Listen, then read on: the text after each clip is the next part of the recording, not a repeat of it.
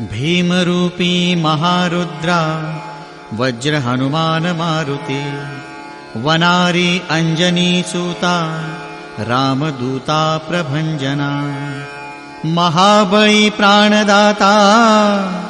सकळा उठवी बळे सौख्यकारी दुःखहारी दूत वैष्णव गायका दीननाथा हरिरूपा सुंदरा जगदंतरा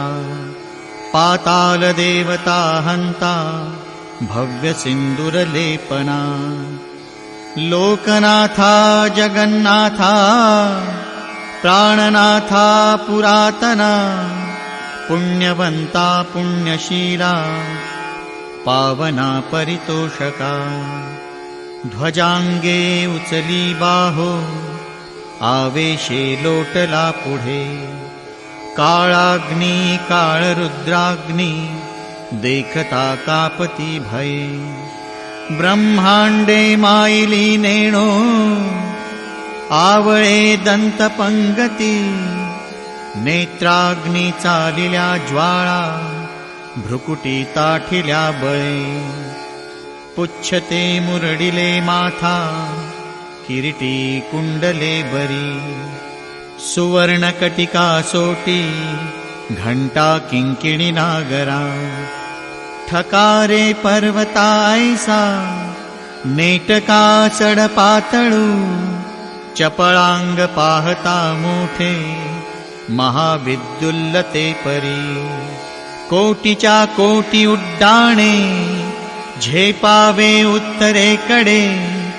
मंद्राद्री सारिखा द्रोणू क्रोधे उत्पाटिला बळे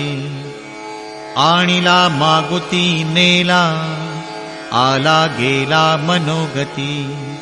मनासी टाकिले मागे गतीसी तुलना नसे अणुपासून ब्रह्मांडा येवढा होत जातसे तयासी तुलना कैसी मेरु मांदार धाकुटे ब्रह्मांडा भोवते वेढे वज्रपुच्छे करू शके तयासी तुलना कैची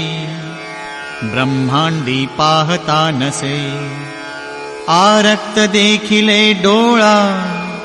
ग्रासिले सूर्यमंडळा वाढता वाढता वाढे भेदिले शून्य मंडळा धनधान्य पशुवृद्धी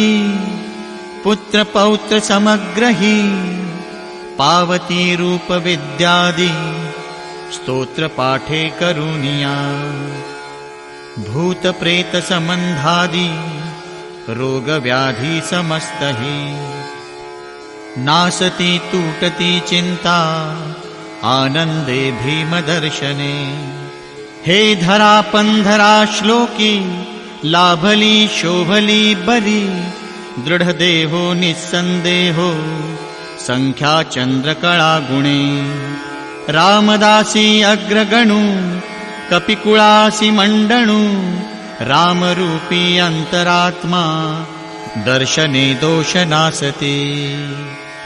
इति श्री रामदासकृतं संकटनिरसनं मारुति स्तोत्रं सम्पूर्णम्।